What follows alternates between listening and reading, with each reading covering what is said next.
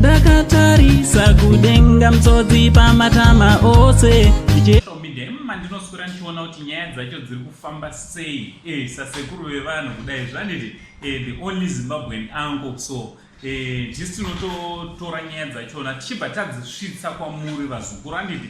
So chiteerera kana uri munyowani usati wasubscribe ndinokurudzira muzukuru kuti udi usubscribewo pachannel panapa handiti.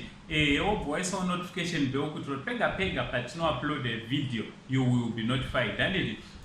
Also vazukuru ndinokukumbirisai kuti musubscribewo nekuonawo mavideo ekuchannel yedu yatakaita inonzi Beats and Uncle Say Reactions handiti. Yandakaitawo neshamwari yangu nayo Boy Beats. So hande tinoonawo ikoko zvakare handiti. Thanks very much for all your unwavering support. Right, chimba tapinda munyaya yedu vazukuru atinayo pazuva ranhasi.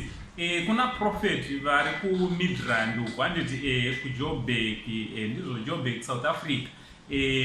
Prophet ava vakabva vataura vakati pane a female comedian handiti. Female comedian uyu vakabva vataura vakati zvoni pane shoko rerufu rakanangana naye ravakasangana naro handiti. So prophet vakabva vataura vakati zvoni vanyora email kwaari but haana kuresponda. Ipapo I'm not surprised zvangu nekuti maartist emuZimbabwe maartist emuZimbabwe ukavanyorera email haukapindurwa nelaki ukapindurwa unenge une mhanza. They don't respond. Macelebrity emuZimbabwe they don't respond kuzvinhu zvavanoti zvisina basa handiti. But now pa issue it's about life and death handiti. So amen maartist ngatitotange kutora maprophets awa zviri serious because check ya prophet vamwe vakapredicta the death of the late Genius Kadunguri. Zvakatoitika vazukuru handiti, zvakatoitika. So ngatitange kudi ngatichitange kupotawo tichiteererawo maprofita. Right, pabva paitawo umwe abva anyora this one directed kuna Sisi Pokelo Nare handiti. Pokelo Nare muzukuru wangu hechino chiprofita kana kuti message iri kunzi yabva kuna Mwari handiti. Anyora wacho anonzi Janet Maposa Watson. Abanyora achiti I am pushed to say this by God. He showed me names of people who will be involved in an accident. I'm not sure when it will happen, but the 5 names were shown to me. The one that was well represented to me is Pokelo, also known as Queen of Swagger. It was well presented like this in black and white. Papa paiswa #Pokelo. She must pray and cancel her name from the list of premature death. I haven't told anyone about this, but I hear the Holy Spirit keep saying, I send you to pass on this message.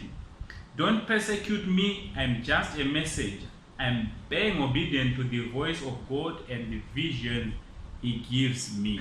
So teraika vazukuru, hapana chinyowani chiri kuitwa hapa handiti. Hapana chinyowani kana chinonyanyotyisa. If we go to the Bible kumabhuku emadzimambo tinoona anonzi mambo Hezekiah handiti. Mambo Hezekiah pane muprofita ainzi Isaiah if I am not mistaken.